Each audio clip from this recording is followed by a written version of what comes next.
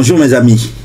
L'hypertension artérielle est surnommée les tueurs silencieux et de nombreuses personnes ignorent qu'elles sont hypertendues en raison de l'absence de symptômes ou signes. Nous risquons tous, un jour ou l'autre, en prenant de l'âge, de voir sa pression ou tension artérielle monter ou grimper. Cette augmentation de la tension provoque des dommages aux parois des artères. Si l'hypertension n'est pas traitée, elle peut causer de nombreux problèmes à différents organes de l'organisme, en particulier le cœur, le cerveau, les yeux ou les reins. Sachez que l'hypertension est la maladie chronique la plus fréquente et la plus répandue dans le monde.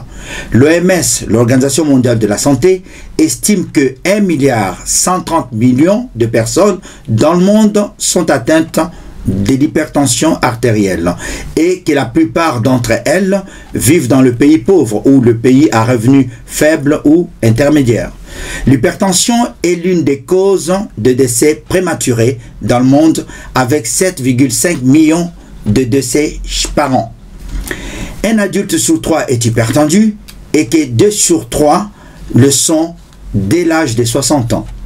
Cette émission permet de comprendre l'enjeu de santé publique que représente cette maladie, son diagnostic, ses causes, les facteurs favorisants et son traitement sont abordés au cours de cette émission.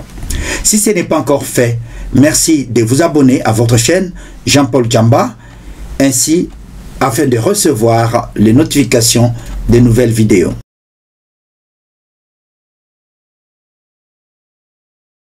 L'hypertension artérielle est une élévation permanente chronique, habituellement progressive de la tension qui règne dans le vaisseau, dans nos artères. On définit l'hypertension à partir d'un seuil, qui est un chiffre supérieur à 14 ou 140 mm de mercure pour le premier chiffre, le chiffre le plus élevé qu'on appelle la pression systolique. Et pour le deuxième chiffre, 90 mm de mercure pour le chiffre le plus bas qu'on appelle pression artérielle diastolique. Autrement dit, on estime qu'une personne est hypertendue si, de manière permanente, des valeurs de pression artérielle au repos au-delà de 14 ou 140 mm de mercure pour le premier chiffre ou au-delà de 9 ou 90 mm de mercure pour le second chiffre. Exemple, si vous avez une tension à 14,9, vous êtes considéré comme hypertendu.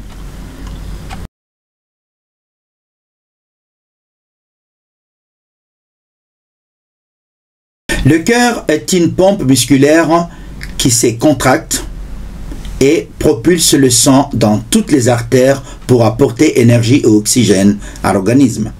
Le sang ainsi mis en circulation exerce une pression sur la paroi des artères. Autrement dit, la pression ou la tension artérielle, c'est la force avec laquelle le sang circule dans nos vaisseaux. Cette pression ou tension artérielle peut être mesurée et on l'exprime en millimètres de mercure ou en centimètres de mercure. La pression artérielle s'exprime par deux valeurs. Sachez que le battement ou mouvement du cœur sont en alternance de contraction et de relaxation. C'est-à-dire le premier chiffre ou la première valeur, dite systolique, correspond à la pression dans les artères au moment où le cœur bat, c'est-à-dire au moment où le cœur se contracte. C'est ce qu'on appelle systole. Et éjecte le sang dans les artères, c'est la pression maximale de sang. C'est la valeur la plus haute de deux valeurs. Le deuxième chiffre, dite diastolique, correspond à la pression dans les artères au moment où le cœur se dilate et se remplit. Entre des contractions, c'est la pression minimale de sang. C'est le deuxième chiffre ou la deuxième valeur la plus basse, c'est souvent le chiffre 9. Cependant, au fil du temps, cette pression artérielle va favoriser les modifications de la morphologie des artères qui vont en conséquence s'épaissir, se rigidifier en réponse de l'élévation chronique de la pression artérielle, d'où défaut de perfusion à tous les organes irrigués par ces artères.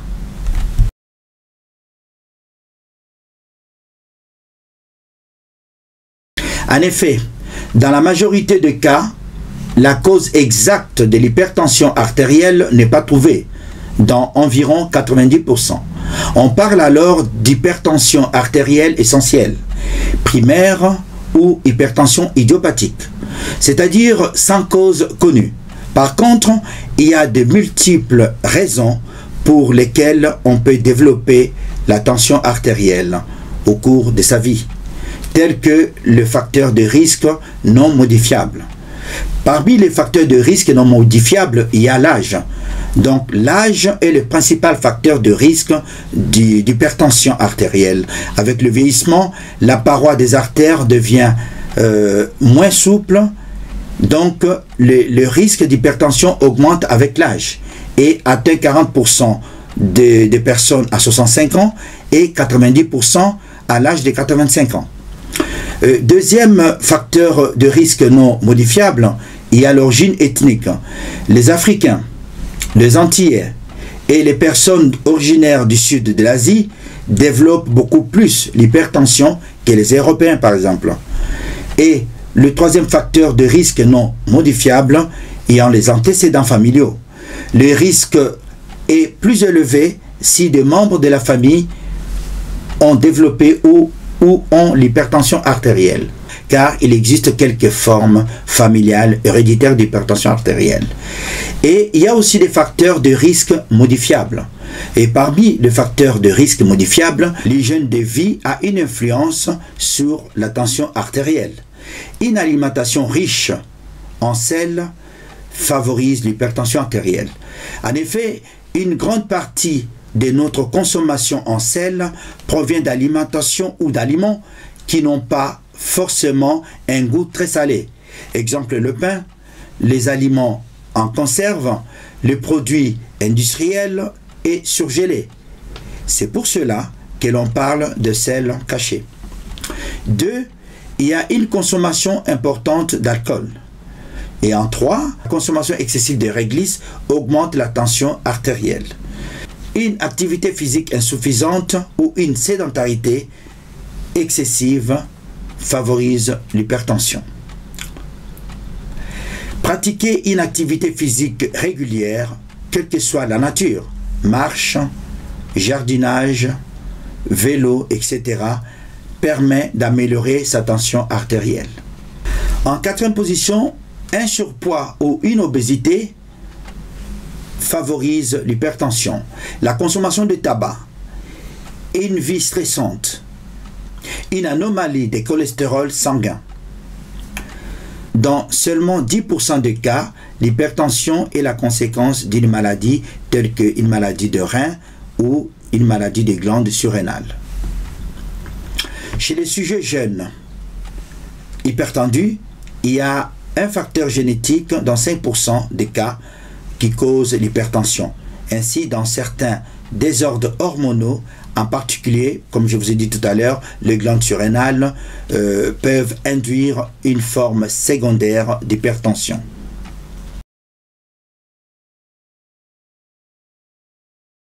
Le diagnostic de l'hypertension artérielle est fait par mesure de la pression artérielle par un appareil appelé tensiomètre.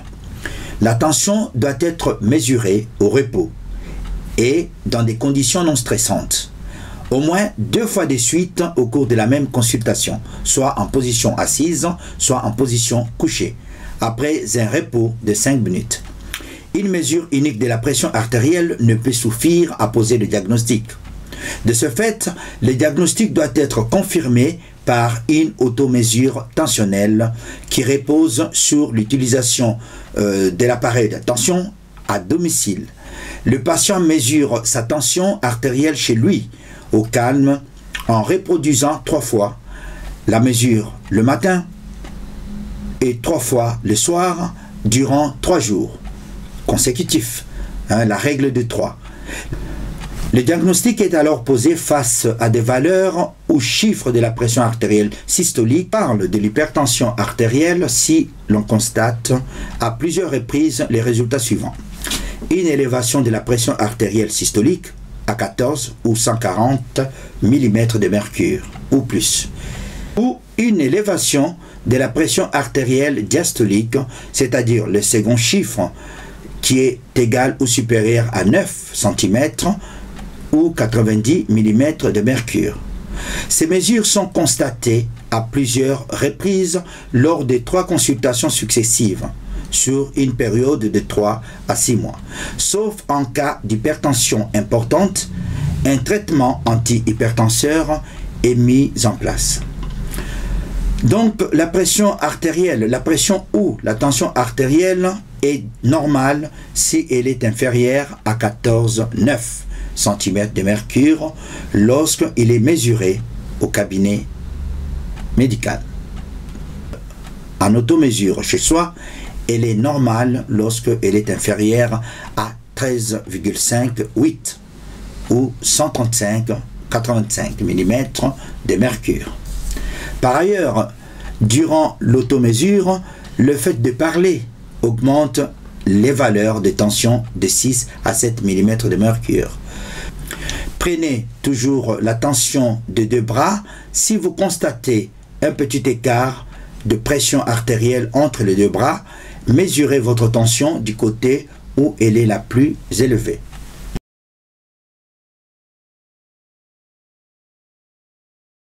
Néanmoins, même s'ils sont rares, certains troubles peuvent être évocateurs d'hypertension artérielle, tels que le maux de tête permanent ou culminant le matin au réveil, à l'arrière du crâne légèrement battant.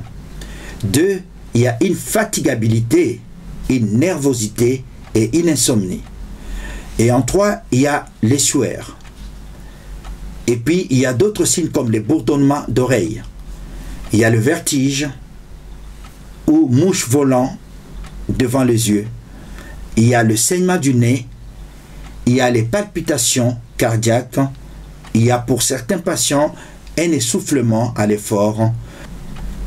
Et si l'hypertension artérielle n'est pas diagnostiquée et n'est pas traitée, son diagnostic peut être fait lors de la survenue d'une complication.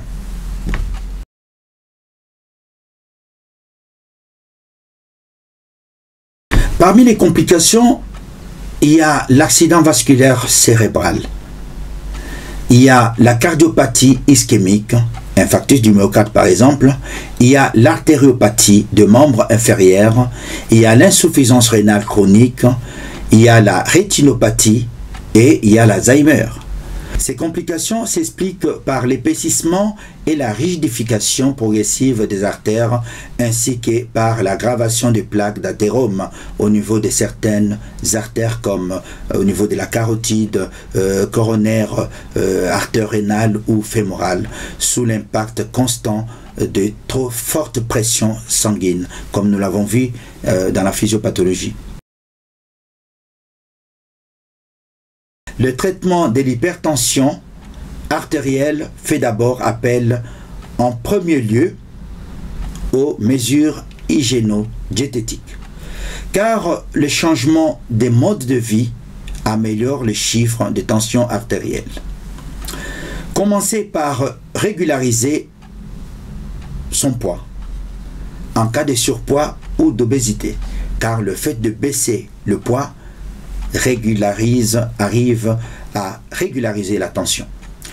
Augmenter ses dépenses physiques et pratiquer une activité physique régulière et adaptée à sa condition physique. Exemple, marcher 30 minutes par jour peut baisser la tension de 5 à 10 mm de mercure. Composer de repas équilibrés pour lutter contre l'hypertension. Réduire sa consommation de sel, car l'excès de sel rigidifie les artères et favorise l'hypertension. Le sel est caché dans tous les aliments industriels, plats cuisinés, charcuterie, fromage, les eaux gazeuses, le pain, les biscottes, etc. Sans le bannir, n'en abusez pas. Favorisez sa consommation d'aliments riches en légumes et en fruits. Réduire sa consommation en graisse en alternant graisse animale, par exemple viande, poisson, et graisse végétale, margarine, huile d'olive, colza, etc. Arrêtez la consommation de tabac, car le tabac accélère le vieillissement des artères. Limitez sa consommation d'alcool, car l'alcool fait prendre du poids et fait grossir, et élève la pression artérielle. Conseil, mangez assez de poissons 2 ou 3 fois par semaine. Favorisez la viande blanche qui est la viande à la place de la viande rouge. Favorisez une sieste de 30 minutes l'après-midi, car selon certaines études, la sieste permettrait de faire baisser la pression artérielle et prévenir ainsi certaines maladies cardiovasculaires. Et lorsque ces nouvelles habitudes de vie ne permettent pas d'atteindre des valeurs tensionnelles normales, après 3 mois, les médicaments antihypertenseurs sont alors envisagés. Certains médicaments sont utilisés depuis plus de 50 ans et ont prouvé leur efficacité. Ils agissent différemment en monothérapie ou en combinaison de certaines molécules, jusqu'à arriver à une bonne indication. Il existe 5 classes thérapeutiques qui, grâce à leur mécanisme d'action spécifique, possèdent des propriétés antihypertenseurs. Il y a les diurétiques thiazédiques qui favorisent l'élimination de l'eau et du sel par le rein. En deuxième position, il y a les inhibiteurs calciques qui favorisent la vasodilatation en bloquant l'entrée des calcium dans les cellules musculaires des artères. Et il y a aussi le bêta-bloquant qui diminue la fréquence cardiaque. Il y a les antagonistes calciques, il y a les inhibiteurs de l'enzyme de réconversion, il y a les hypertenseurs centraux qui agissent sur le système nerveux central, etc. Le choix de traitement est fait par votre cardiologue et ou votre médecin traitant, en tenant compte de votre profil et surtout de vos antécédents médicaux.